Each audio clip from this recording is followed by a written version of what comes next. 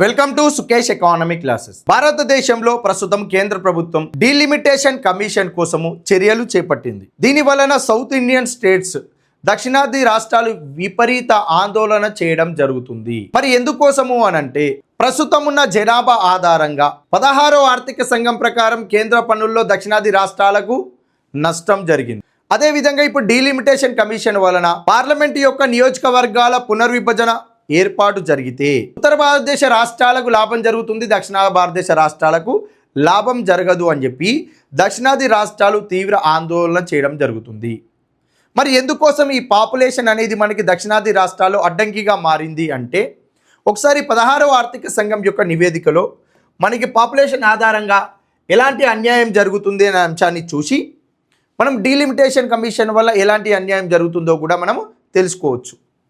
మరి 16వ ఆర్థిక సంఘము కేంద్రానికి సంబంధించిన పన్నుల్లో భారతదేశంలోని రాష్ట్రాలకు పంచడానికి ఎంత శాతం వేటేజీ ఇవ్వడం జరిగింది అంటే పన్నుల్లో రాష్ట్రాల యొక్క వాటాను అనగా కేంద్ర పన్నుల్లో రాష్ట్రాల యొక్క వాటాను నిర్ధారించేటప్పుడు 16వ ఆర్థిక సంఘం ఇలా వర్టికల్ డివల్యూషన్ మెథడ్లో భారతదేశంలోని రాష్ట్రాలన్నిటికీ కూడా 41% వేటేజీని ఇవ్వడం జరిగింది. కేంద్ర పన్నుల్లో రాష్ట్రాల యొక్క వాటాను నిర్ధారించేటప్పుడు 41% వాటాను నిర్ధారించిన తర్వాత మరి రాష్ట్రాలన్నిటి మధ్యలో ఈ యొక్క నిధులను పంచాలి అనడం కోసము ఒక 6 క్రైటీరియాస్ని కూడా సెలెక్ట్ చేసుకుంది. ఏంటిది? ఒక 6 క్రైటీరియాస్ని కూడా సెలెక్ట్ చేసుకోవడం జరిగింది. ఏంటిది? ఒక 6 క్రైటీరియాస్ని సెలెక్ట్ చేసుకుంది. మరి ఈ 6 క్రైటీరియాస్లో మనం ప్రధానంగా మాట్లాడుకోవాల్సిన అంశం ఏంటంటే 2011 పాపులేషన్ అండి. 2011 జనాభా లెక్కల ప్రకారము 17.5% వేటేజ్ ఇవ్వడం జరిగింది రాష్ట్రాలకు పన్నులను పంచడానికి. మరి 17.5% వేటేజ్ వలన దక్షిణాది రాష్ట్రాలు నష్టం ఏర్పడింది. దక్షిణాది రాష్ట్రాలకు ఉత్తర భారతదేశ రాష్ట్రాలతో పోలిస్తే తక్కువ నిధులు రావడం జరుగుతుంది. ఎలా జరుగుతుంది అనేది అంశం ఇక్కడ క్లియర్గా చూస్తే మనకి 2026-27 ఆర్థిక సంవత్సరానికి గాను కేంద్ర పన్నులో రాష్ట్రాల వాటా అయిన ఈ 41% వాటా 1,00,000 కోట్ల రూపాయలు వచ్చింది అనుకుందాం. ఏంటిది? 1,00,000 కోట్ల రూపాయలు వచ్చింది అనుకుంటే మరి ఈ 1,00,000 కోట్ల రూపాయలు పంచేటప్పుడు రాష్ట్రాలకు ఈ 6 క్రైటీరియాల ఆధారంగా పంచాలి. అందులో మనకి 17.5% పాపులేషన్ ఆధారంగా ఏ పాపులేషన్ 2011 పాపులేషన్ ఆధారంగా పంచాలి. అంటే ఈ 1,00,000 కోట్లలో 17,500 కోట్ల రూపాయలను ఏ విధంగా పంచాలి? 2011 జనాభా లెక్కల ప్రకారం పంచాలి. మరి 2011 జనాభా లెక్కల ప్రకారము భారతదేశంలో అత్యధికంగా జనాభా కలిగిన రాష్ట్రానికి ఈ 17,500 కోట్ల రూపాయల నుంచి ఎక్కువ నిధులు పోతాయి. తక్కువ జనాభా కలిగిన రాష్ట్రానికి తక్కువ నిధులు పోవడం జరుగుతుంది. మరి దక్షిణాది రాష్ట్రాలకు ఈ 17,500 కోట్ల రూపాయలలో తక్కువ నిధులు రావడం జరుగుతుంది. మరి ఎందుకోసము దక్షిణాది రాష్ట్రాలకు తక్కువ నిధులు వచ్చాయి? ఉత్తర రాష్ట్రాలలో ఉన్న బీహార్, ఉత్తరప్రదేశ్ రాష్ట్రాలకు ఎక్కువ నిధులు ఎందుకు పోతున్నాయి అనే అంశం మీద ఒకసారి ఇక్కడ క్లియర్గా మాట్లాడుకుంటే కేంద్ర ప్రభుత్వము 1980లో 1990లో మనకి ఎక్కువగా కుటుంబ నియంత్రణ కార్యక్రమాలను పాటించాలని చెప్పి రాష్ట్రాలకు గైడ్లైన్స్ను జారీ చేయడం జరిగింది. భారతదేశంలో మనకి జనాభా విస్ఫోటనం ఏర్పడింది. 1950తో పోలిస్తే 1980కి వచ్చేసరికి భారతదేశంలోని జనాభా విపరీతంగా పెరుగుదల నమోదైంది. కాబట్టి 1980 నుంచి భారతదేశంలోని ప్రతి రాష్ట్రం కూడా కుటుంబ నియంత్రణ కార్యక్రమాలను పాటించాల్సిందే. అనగా ప్రతి రాష్ట్రంలో టోటల్ ఫర్టిలిటీ రేట్ను తగ్గించుకుంటూ రావాలి. అనగా సగటున ఒక మహిళ తన జీవిత కాలంలో ఎంతమంది పిల్లలకు జన్మనిస్తారో తెలియజేసేదే టోటల్ ఫర్టిలిటీ రేట్, సంతానోత్పత్తి రేటు. అంటే ఈ విధంగా ఏంటిది? ఒక మహిళ తన జీవిత కాలంలో 2 పిల్లలకు జన్మనివ్వడమా, ఒకరికి జన్మనివ్వడమా, ఇలా తగ్గించుకుంటూ రావాలి. టోటల్ ఫర్టిలిటీ రేట్ 2 ఉందనుకో ఒక మహిళ 2 పిల్లలకు జన్మనిస్తారు. టోటల్ ఫర్టిలిటీ రేట్ 3 ఉందనుకో ఒక మహిళ తన జీవిత కాలంలో 3 పిల్లలకు జన్మనించడం. ఇలా టోటల్ ఫర్టిలిటీ రేట్ తగ్గించుకుంటూ వచ్చినవనుకో జనాభా నియంత్రణ పాటించినట్టు అవుతుంది. అదేవిధంగా మనకి ఈ యొక్క గైడ్లైన్స్ను ఉత్తర భారతదేశ రాష్ట్రాల కంటే దక్షిణ భారతదేశ రాష్ట్రాలు కేంద్ర ప్రభుత్వం యొక్క మార్గదర్శకాలు కాబట్టి తప్పనిసరిగా పాటించాయి. అందులో ఎగ్జాంపుల్కి మనం తీసుకుంటే 1980లో ఆంధ్రప్రదేశ్ రాష్ట్రంలో స్టెరిలైజేషన్ చేశారండి. అంటే మనకి ట్యూబెక్టమీ, వ్యాసెక్టమీ అనే సర్జరీలు చేసి భార్యాభర్తలు ఇద్దరికి కూడా ట్యూబెక్టమీ వ్యాసెక్టమీ సర్జరీ చేస్తే వాళ్ళకి మళ్ళీ పిల్లలు పుట్టడానికి అవకాశం ఉండదు. అంటే వాళ్ళ కుటుంబంలో ఒక ఇద్దరు పిల్లలకు జన్మనిచ్చిన తర్వాత వాళ్ళు స్టెరిలైజేషన్ చేయించుకుంటే తర్వాత పిల్లలు జన్మించడం అనేది సహజంగా ఉండదు. ఇలా మనకి ఆంధ్రప్రదేశ్ రాష్ట్రంలో కూడా కుటుంబ నియంత్రణ కార్యక్రమాలను పాటించి జనాభాను తగ్గించింది ఆంధ్రప్రదేశ్ రాష్ట్రము. కర్ణాటక, తమిళనాడు, కేరళ ఈ రాష్ట్రాలన్నీ కూడా కుటుంబ నియంత్రణ పాటించి ఈ రాష్ట్రాల్లో జనాభా తగ్గించుకుంటూ వచ్చాయి. ఎప్పటి నుంచి? 1980 నుంచి ఎప్పటి వరకు? 2011 వరకు. మరి మన దగ్గర ఏమైపోయింది? టోటల్ ఫర్టిలిటీ రేట్ తగ్గుకుంటూ వచ్చింది. మరి నార్త్ ఇండియాలో ఈ ఉత్తరప్రదేశ్లో, మధ్యప్రదేశ్లో, బీహార్లో ఏమైపోయింది? టోటల్ ఫర్టిలిటీ రేట్ను వాళ్ళు తగ్గించలే, కేంద్ర ప్రభుత్వం యొక్క గైడ్లైన్స్ను కూడా పాటించలే. అక్కడ టోటల్ ఫర్టిలిటీ రేట్ పెరుగుకుంటూ పోయింది. పిల్లలు పుట్టడము, జనాభా పెరగడం. ఇక్కడ ఉత్తర భారతదేశ రాష్ట్రాల్లో జనాభా ఎక్కువ, దక్షిణ భారతదేశ రాష్ట్రాల్లో జనాభా తక్కువ. మరి ఇక్కడ క్రైటీరియా ఏంది? 2011 జనాభా లెక్కలు. మనమేమో 1980 నుంచి 2011కి వచ్చేసరికి సౌత్ ఇండియన్ స్టేట్స్ జనాభాను తగ్గించుకుంటూ వచ్చాయి. మరి నార్త్ ఇండియన్ స్టేట్స్ జనాభాను పెంచుకుంటూ పోయినాయి. ఇక్కడ ఈ గైడ్లైన్స్ ఇచ్చింది కేంద్ర ప్రభుత్వమే. మరి ఆ కేంద్ర ప్రభుత్వం ఇచ్చిన గైడ్లైన్స్ ప్రకారమే ఇక్కడ 16th ఫినాన్స్ కమిషన్ ఏమంటుంది? ఇక్కడ 2011 జనాభా లెక్కల ప్రకారము ఎక్కువ జనాభా ఉన్న రాష్ట్రానికి ఎక్కువ నిధులు, తక్కువ జనాభా ఉన్న రాష్ట్రానికి తక్కువ నిధులు. తక్కువ జనాభా ఎందుకు చేశాయి సౌత్ ఇండియన్ స్టేట్స్? కేంద్ర ప్రభుత్వం చేస్తేనే కదా తక్కువ చేసినాయి. మరి ఆ కేంద్ర ప్రభుత్వం యొక్క కనుసైగల్లో ఉండే 16వ ఆర్థిక సంఘము సౌత్ ఇండియన్ స్టేట్స్ సెంట్రల్ గైడ్లైన్స్ను పాటించినా కూడా తక్కువ జనాభా జరిగింది కాబట్టి ఎక్కువ నిధులు ఇవ్వాలి, కానీ తక్కువ నిధులు ఇవ్వడం జరిగింది. ఇక్కడ పాటించని రాష్ట్రాలకు, ఉత్తరాది రాష్ట్రాలకు ఎక్కువ నిధులు ఇవ్వడం జరిగింది. ఇలా 16వ ఆర్థిక కేంద్ర పన్నుల రాష్ట్రాల వాటాను పంచేటప్పుడు దక్షిణాది రాష్ట్రాలకు నష్టం జరిగింది. సేమ్ సిచ్యువేషన్ ఇప్పుడు ఎలా వస్తుంది అని అంటే, ఇప్పుడు 1980 నుంచి 2011 వరకు దక్షిణాది రాష్ట్రాలన్నీ కూడా జనాభాను తగ్గించాయి. ఉత్తర భారతదేశంలో యూపీ, బీహార్, మధ్యప్రదేశ్లో విపరీతంగా జనాభా పెరిగింది. మరి ఇప్పుడు డీలిమిటేషన్ కమిషన్ ఏర్పాటు చేస్తే ఏంటండి?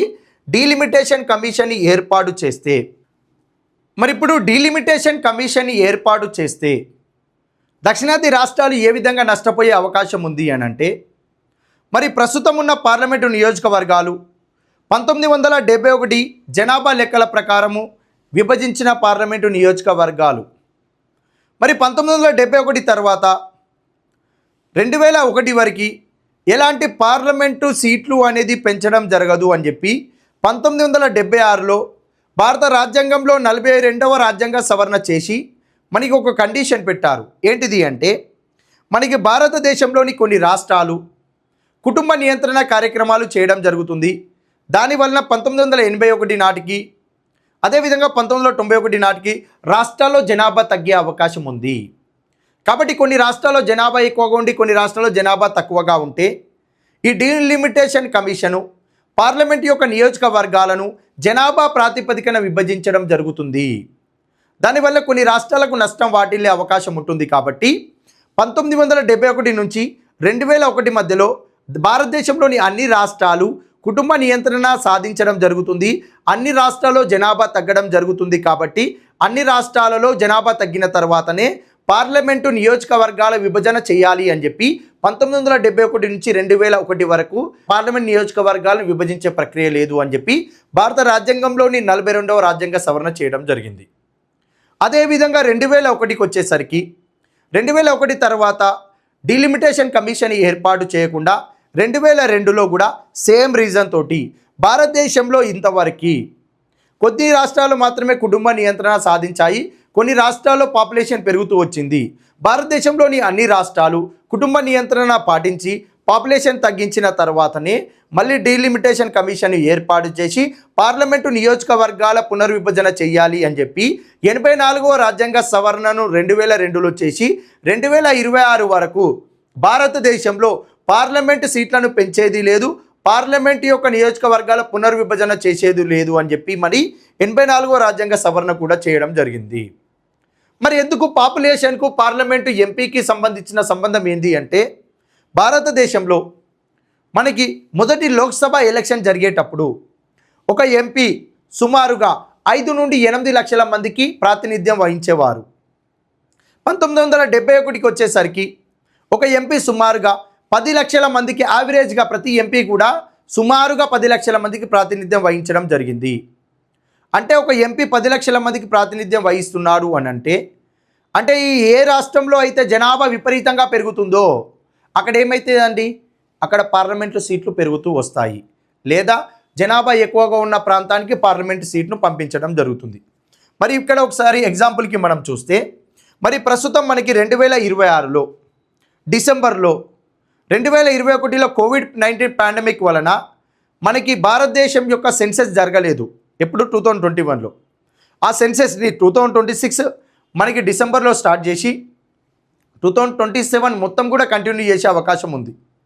ఇలా 2026, 2027 సంవత్సరానికి గాను ఇండియాలో సెన్సెస్ని నిర్వహించి 2028-29లో రిపోర్ట్ రిలీజ్ చేస్తారండి, భారతదేశం యొక్క జనగణన.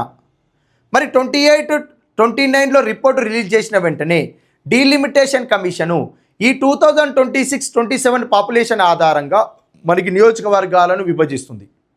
అలా పార్లమెంటు సీట్లు విపరీతంగా పెరిగే అవకాశం ఉంది. మరి పార్లమెంటు సీట్లు పెరిగే అవకాశం ఉంది అని అంటే ఒక నియోజకవర్గానికి సుమారుగా 15 నుండి 20 లక్షల మంది జనాభాకు ఒక ఎంపీ వచ్చే అవకాశం ఉంది ప్రస్తుతం ఉన్న పాపులేషన్ ప్రకారం. మరి ఉత్తరప్రదేశ్లో విపరీతంగా జనాభా పెరిగింది, బీహార్లో విపరీతంగా జనాభా పెరిగింది, మధ్యప్రదేశ్లో విపరీతంగా జనాభా పెరిగింది, తెలంగాణలో తక్కువ, ఆంధ్రప్రదేశ్లో తక్కువ, కర్ణాటకలో తక్కువ, తమిళనాడులో తక్కువ జనాభా పెరిగింది. మరి ఇక్కడ ఏమైపోయింది, ఒక నియోజకవర్గంలో ఇంతకుముందు 10 లక్షల మంది జనాభా ఉంటే ఇప్పుడు 60 లక్షల మంది జనాభా అయ్యారు. ఆ ఒక్క నియోజకవర్గంలోనే ఇప్పుడు 3 పార్లమెంటు సీట్లు వస్తాయి. మన దగ్గర ఏమైపోయింది, ఇంతకుముందు ఒక 10 లక్షల మంది ఉంటే ఇప్పుడు 15 లక్షల మంది ఉన్నారు. సో ఇక్కడ ఏమవుతుంది, ఒకటే పార్లమెంటు సీటు అవుతుంది. అంటే మన దగ్గర జనాభా ఆధారంగా పార్లమెంట్ల సీట్లు ఎక్కువగా పెరిగే అవకాశము లేదు, కొన్ని మాత్రమే పెరుగుతాయి. ఉత్తరప్రదేశ్లో ఎక్కువ పార్లమెంటు సీట్లు పెరిగే అవకాశం ఉంది, బీహార్లో ఎక్కువ పెరిగే అవకాశం ఉంది, మధ్యప్రదేశ్లో ఎక్కువగా పెరిగే అవకాశం ఉంది.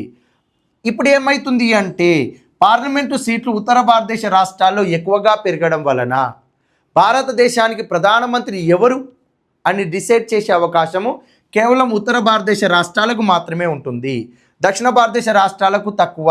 ఎందుకు, ఇక్కడ పార్లమెంటు సీట్లు తక్కువైతాయి, ఇక్కడ పార్లమెంటు సీట్లు ఎక్కువగా ఉంటాయి. మరి ఈ జనాభా నియంత్రణ పాటించింది ఎవరు, దక్షిణ రాష్ట్రాలు. ఎవరు చెప్పారు, కేంద్ర ప్రభుత్వం చెప్పింది. కేంద్ర ప్రభుత్వ గైడ్లైన్స్ పాటించిన దక్షిణ రాష్ట్రాలకు అన్యాయము, ఎలాంటి గైడ్లైన్స్ పాటించని ఉత్తర భారతదేశ రాష్ట్రాలకు న్యాయం జరుగుతుంది. ఆర్థిక వనరుల్లో న్యాయమే. కాబట్టి దక్షిణాది రాష్ట్రాలు ఏం చేస్తున్నాయి అంటే ఈ డీలిమిటేషన్ కమిషన్ అనేది 1971 జనాభా ఆధారంగానే నియోజకవర్గాల పునర్విభజన అనేది అలానే కొనసాగించడమా, లేకుంటే ఆ యొక్క 1971 పాపులేషన్ ఆధారంగానే సీట్లను పెంచుతారా? ప్రస్తుత జనాభా ప్రకారము పెంచితే దక్షిణాది రాష్ట్రాలకు అన్యాయం జరుగుతుంది. మీరు ఏం చేయాలి అని అంటే డీలిమిటేషన్ కమిషను నియోజకవర్గాల పునర్విభజన చేసేటప్పుడు దక్షిణాది రాష్ట్రాలకు కూడా కుటుంబ నియంత్రణ సాధించాయి కాబట్టి ఈ కుటుంబ నియంత్రణ సాధించిన రాష్ట్రాలకు కూడా పార్లమెంటు సీట్లను పెంచే అవకాశము ఇవ్వాలి అని చెప్పి దక్షిణాది రాష్ట్రాలు అనేది మనకి ఇక్కడ ఒక కండిషన్ పెట్టడం జరిగింది.